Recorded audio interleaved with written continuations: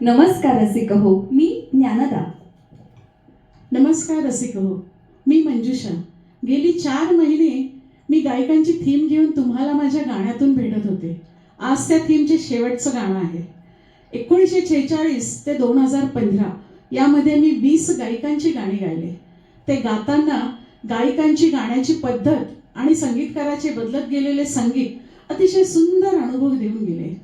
या भावसुरांच्या सागराचा जवळून अभ्यास करण्याचा आनंद मी घेतीये आणि त्या आनंदाला आणि प्रयत्नांना तुम्ही रसिकांनी आत्मीयतेने प्रतिसाद दिला आणि पुढेही देणार याची मला खात्री आहे. त्याबद्दल तुम्हा सर्वांचे खूप खूप आभार. रसिक हो, भारतभरातील या 20 गायकांच्या जीवनचरित्रांचा अभ्यास करताना एक गोष्ट जाणवली की आपल्याला फक्त त्या गायकांच्या मागचं ग्लॅमर दिसतं, त्यांना मिळणारा पैसा, त्यांना मिळणारी लोकप्रियता दिसते. पण खऱ्या जीवनामध्ये त्यांनी जो खडतर संघर्ष केलाय, त्यांनी गायनासाठी जे कष्ट घेतले आहेत ते आपल्याला माहीत नसतात.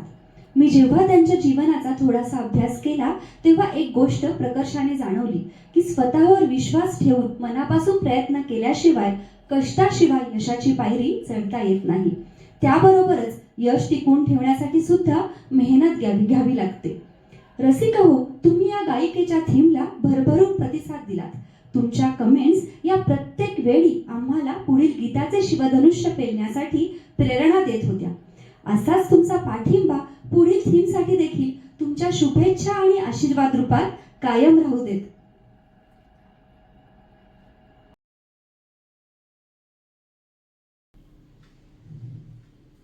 रसिक हो, सुरेल गायकांच्या सुमधुर प्रवासाच्या मैफिलीमधील हे शेवटचं स्वरफूल घेऊन आज आम्ही आलेलो आहोत. आपल्या मोहक आवाजाने जगभरातील रसिकांवर जादू करणारी, हिप हॉप, भरतनाट्यम शिकलेली salsa dancer Monali Thakur. 3 November 1985 ला कोलकातामध्ये जन्मलेल्या मोनाली यांचे वडील शक्ती ठाकूर हे बेंगॉल इंडस्ट्रीमधील प्रसिद्ध गायक आणि अभिनेता, तर बहीण मेहुली ठाकूर गायिका आहेत. अशा संगीतप्रेमी घराण्यात जन्मलेल्या मोनाली सांगतात की जेव्हा तुम्ही स्वतंत्र गायला लागता तेव्हा तुमच्या आवाजाचा खरा कस लागतो.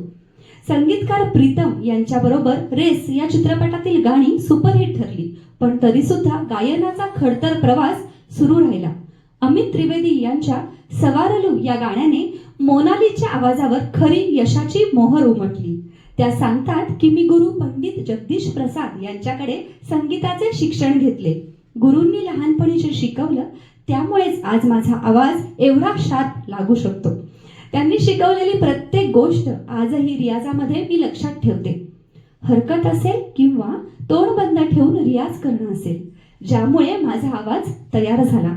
मी अमितजींना हेच सांगत होते की मला ठुमरी गायला आवडते, तेव्हा त्यांनी मला अय्या या चित्रपटातील अगं बाई हे गाणं गायला दिलं. त्याच्यात मी मराठीमध्ये ठुमरी गायली आहे. त्यानंतर त्यांनी सवारलू हे गाणं दिलं, जे त्या वर्षीचं सुपरहिट गाणं ठरलं. त्यासाठी फिल्मफेअर अवॉर्ड सुद्धा मिळाला.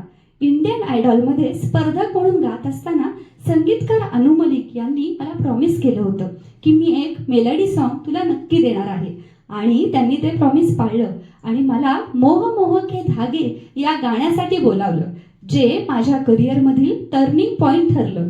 या गाण्यासाठी मला राष्ट्रीय पुरस्कार मिळाला, तसेच आयफा पुरस्कार देखील मिळाला. या गाण्याने अनेक रेकॉर्ड्स मोडले. अनेक अल्बमसाठी सुद्धा मोनाली गायली आहे. त्यातील कोक स्टुडिओ 2 हा तिचा फेमस अल्बम आहे.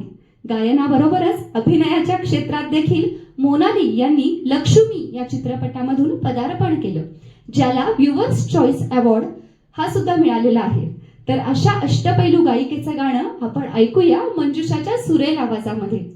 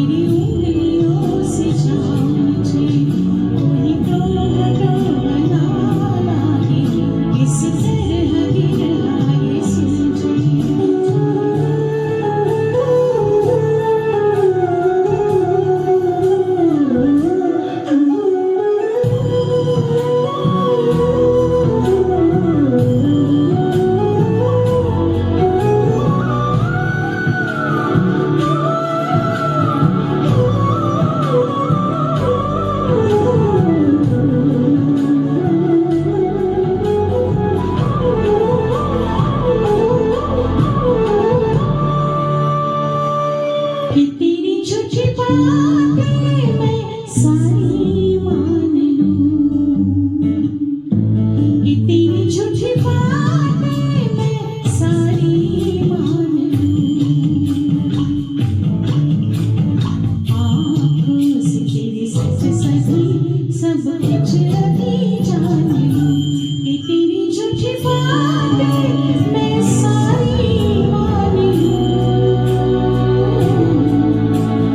तेज है धारा बहते से हम आवारा आंगन के सांसें ले यहाँ, ये मोह मोह के धागे तेरी उंगलियों से जान मुझे, कोई डोह डोह ना लागे किस तरह